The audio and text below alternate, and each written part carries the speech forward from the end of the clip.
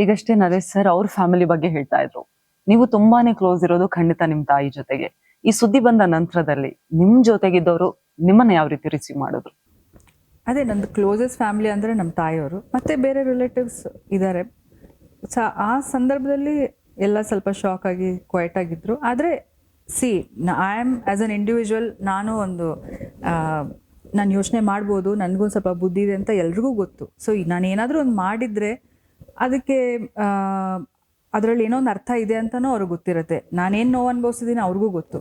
ಹಾಗಾಗಿ ನನ್ನ ಡಿಸಿಷನ್ಗೆ ಅವರು she'll give respect and she is with me. ನೀವೆಷ್ಟೇ ಡಿನೈ ಮಾಡಿದ್ರು ಕೂಡ ಟೀಸರ್ ನೋಡಿದಾಗ, ಟ್ರೈಲರ್ ನೋಡಿದಾಗ ಎಕ್ಸಾಕ್ಟ್ಲಿ 1 ವರ್ಷದಿಂದ ನಾವು ನ್ಯೂಸ್ ಚಾನೆಲ್ಗಳಲ್ಲಿ ಏನ್ ನೋಡೋದು ಅದೇ ಬರ್ತಾ ಇದೆ. ಅವ್ರು ವಿಜಿಲ್ ಮಾಡೋದಿರಬಹುದು, ನಿಮ್ಮ ಇಬ್ಬರ ಎಂಟ್ರಿ ಇರಬಹುದು, ಎಲ್ಲವೂ ಕೂಡ ಅದೇ ರೀತಿಯಾಗಿ ಕಾಣಿಸ್ತಾ ಇದೆ.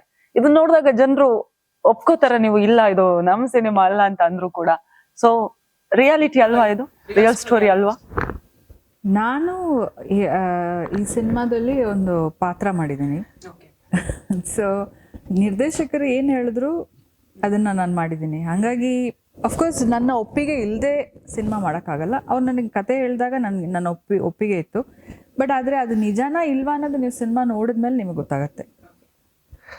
Yeah, see, if you are talking about the hotel incident, if you see the YouTube, there are hundreds such incidents. But because there was a real incident about us there, people are trying to connect. Okay. But the film will answer your question better than me. We are very sure that we have made a beautiful, respectable entertainer film. News first ಪ್ರತಿಕ್ಷಣ ನಿಮ್ಮೊಂದಿಗೆ.